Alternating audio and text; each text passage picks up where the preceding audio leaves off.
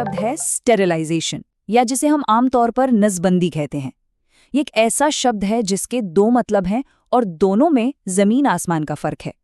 एक मतलब जुड़ा है विज्ञान से, जिसका सीधा सा मकसद है जिंदगी बचाना, और दूसरा मतलब जुड़ा है एक ऐसे स्याह इतिहास से जिसका मकसद रहा है जिंदगी को कंट्रोल करना। तो चलिए आज इसी शब्द के इन दो चेहरों को जरा करीब से समझते हैं। अच्छा, सबसे पहले एक बहुत ही बेसिक सवाल लेते हैं। जब हम कहते हैं कि कोई चीज़ क्लीन है यानी साफ है, और जब हम कहते हैं कि वो स्टराइल है, तो क्या ये दोनों एक ही बात है? सुनने में तो शायद एक जैसे लगते हैं, है ना? लेकिन आपको जानकर हैरानी होगी कि मेडिकल साइंस में ये छोटा सा फर्क ही जिंदगी और मौत के बीच की लकीर बन सकता है। तो देखिए, क्लीन या साफ होने का मतलब सीधा सा है, किसी चीज पर धूल, मिट्टी, गंदगी या दाग धब्बे ना हो। लेकिन स्टेराइल होना वो एक बिल्कुल अलग लेवल है, वो एक एब्सोल्यूट स्टैंडर्ड है। इसका मतलब है कि उस चीज पर किसी भी तरह का जिंदा माइक्रो ऑर्गेनिज्म, मतलब कोई बैक्टीरिया, कोई वायरस, कोई फंगस, कुछ भी जिंदा नहीं बचा है, सब कुछ खत्म। और ये वो लेवल है जो हमें चाहिए होता है अस्पतालों के ऑपरेशन थिएटर में, दवा बनाने वाली लैब्स में, यानी हर उस जगह जहां जरा सी भी चूक की कोई गुंजाइश नहीं है। तो सवाल ये है कि हम ये पक्का कैसे करते हैं कि कोई चीज़ वाकई में 100% स्टेराइल है? क्योंकि ये सिर्फ मशीन का एक बटन दबा देने जितना आसान तो बिल्कुल नहीं है। इसके पीछे एक बहुत ही सख्त, बहुत ही लंबी प्रक्रिया होती है, जिसे कहते हैं वैलिडेशन या सत्यापन। और इस प्रक्रिया का हीरो है ये स्टीम ऑटोक्लेव। आप इसे स्टरलाइजेशन की दुनिया का वर्क हॉर्स कह सकते हैं। ये एक तरह का सुपर एडवांस्ड प्रेशर कुकर है जो बहुत ज्यादा गर्मी, भाप और दबाव का इस्तेमाल करके छोटे से छोटे और खतरनाक से खतरनाक कीटाणुओं को भी जड़ से मिटा देता है। पर सवाल वही है, हमें कैसे पता चलेगा कि ये हर बार बिना फेल हुए अपना काम कर रहा है? यहीं पर वैलिडेशन काम आता है। समझिए कि ये पूरी प्रक्रिया 3 मजबूत पिलर्स पर टिकी है।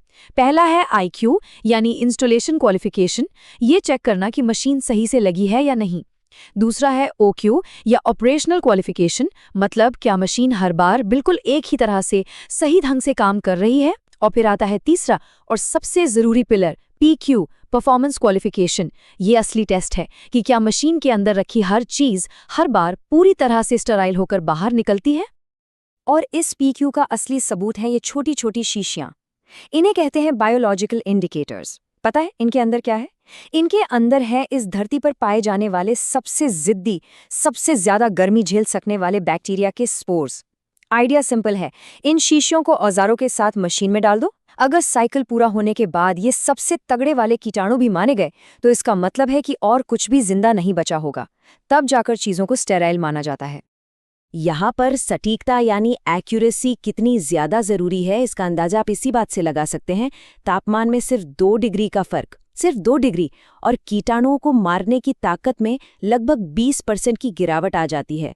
यही वजह है कि ये वैलिडेशन प्रक्रिया इतनी सख्त होती है, क्योंकि यहाँ एक छोटी सी चूक भी बहुत भारी पड़ सकती है। और ये सब सिर्फ किसी एक मशीन या लैब के लिए नहीं है। सच तो ये है कि स्टेरिलाइजेशन हमारे आधुनिक जीवन का एक गुमनाम हीरो है। एक सुरक्षित सर्जरी से लेकर हमें मिलने वाली असरदार दवाइयों तक, हर चीज के पीछे यही विज्ञान चुपचाप काम कर रहा होता है। और ऐसा भी नहीं है कि हर चीज के लिए एक ही तरीका काम कर जाए। नहीं, सही तरीका चुनना अपने आप में एक जटिल काम है। जिस चीज को स्टेराइल करना है, क्या वो लिक्विड है, क्या उसके अंदर हवा फंस सकती है, क्या वो वैक्यूम झेल पाएगी, इन सभी सवालों के जवाब मिलकर तय करते हैं कि कौन सा तरीका सबसे बेस्ट रहेगा। अगर आपको अंदाजा लगाना है कि ये सफाई किस हद तक जाती है, तो जरा ये देखिए। वर्ल्ड हेल्थ ऑर्गेनाइजेशन के जो नियम हैं, उनके मुताबिक दवाइयां बनाने वाले सबसे साफ ग्रेड A क्लीन रूम की हवा के 1 क्यूबिक मीटर में सिर्फ 350 से भी कम धूल के कण हो सकते हैं। जरा सोचिए ये कितनी ज्यादा साफ सफाई है। हाँ, और ये काम करने के लिए सिर्फ भाप ही इकलौता तरीका नहीं है। सूखी गर्मी का इस्तेमाल होता है, फिल्टरेशन का इस्तेमाल होता है, और कई तरह की गैसें भी इस्तेमाल की जाती हैं। सीधी सी बात है, हर चीज गर्मी या नमी नहीं झेल सकती, इसलिए अलग अलग सामान के लिए अलग अलग तरीके अपनाए जाते हैं। लेकिन यहाँ एक पेंच है। इनमें से कुछ तरीके, जैसे कि एथिलीन ऑक्साइड गैस, बहुत असरदार तो होते हैं, पर वो इंसानों के लिए खतरनाक भी हो सकते हैं। यहाँ तक कि उनसे कैंसर का खतरा भी बढ़ सकता है। ये एक याद दिलाता है कि विज्ञान में अक्सर असर और सुरक्षा के बीच एक बहुत ही बारीक संतुलन बनाना पड़ता है। इन जोखिमों के बावजूद अब तक हमने जो भी बात की है, उस स्टेरिलाइजेशन का मकसद एक और सिर्फ एक है, जीवन को बचाना। हमें उन सूक्ष्म खतरों से बचाना जिन्हें हम अपनी आंखों से देख भी नहीं सकते। लेकिन क्या हो जब स्टेरिलाइजेशन का यही कॉन्सेप्ट, यही आइडिया औजारों और दवाइयों से हटाकर सीधा इंसानों पर लागू कर दिया जाए? यहीं से हमारी कहानी एक बहुत ही गहरा और एक बहुत ही परेशान करने वाला मोड़ लेती है। और ये हमें ले आता है इस शब्द के दूसरे बेहद स्याह मतलब तक, अनिवार्य नसबंदी का इतिहास। अनिवार्य नसबंदी का मतलब है सरकार की तरफ से चलाए गए ऐसे कार्यक्रम जिनका मकसद किसी खास समुदाय या लोगों के समूह को बच्चे पैदा करने की क्षमता से हमेशा के लिए वंचित कर देना होता है। अक्सर ये जनसंख्या नियंत्रण के नाम पर या फिर यूजेनिक्स जैसी खतरनाक सोच के तहत किया गया।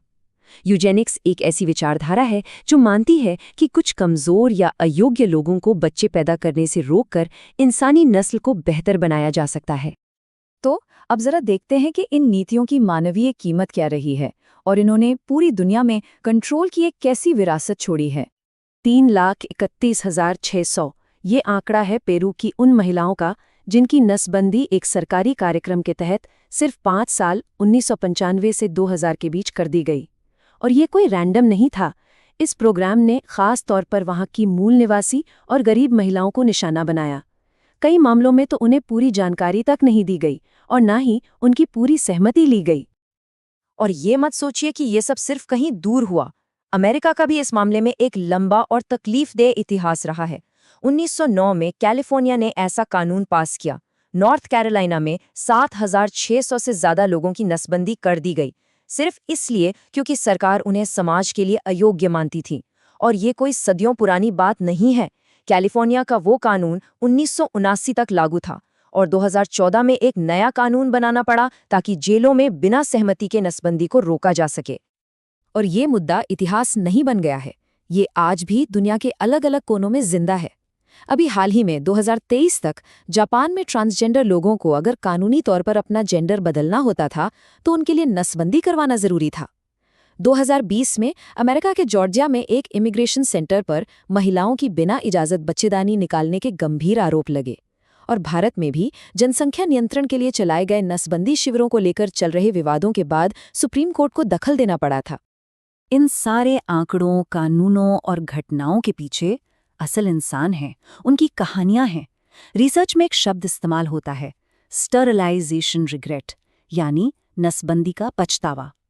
ये उन लोगों के गहरे दर्द को बयां करता है जो बाद में अपने इस फैसले पर अफसोस करते हैं। और ये अफसोस अक्सर खराब मेडिकल देखभाल, किसी बच्चे को खो देने के दुख या बहुत कम उम्र में ये प्रक्रिया करवाने की वजह से होता है। तो आखिर में हम एक बहुत बड़े सवाल पर आकर खड़े हो जाते हैं। हम ये कैसे सुनिश्चित करें कि एक प्रक्रिया, एक विज्ञान जो जिंदगी बचाने के लिए बनाया गया था, उसका इस्तेमाल फिर कभी जिंदगी को कंट्रोल करने के लिए ना हो। ये सवाल विज्ञान, नैतिकता और मानवाधिकारों के एक बहुत ही जटिल चौराहे पर खड़ा है और इसका जवाब शायद हम सभी को मिलकर खोजना होगा।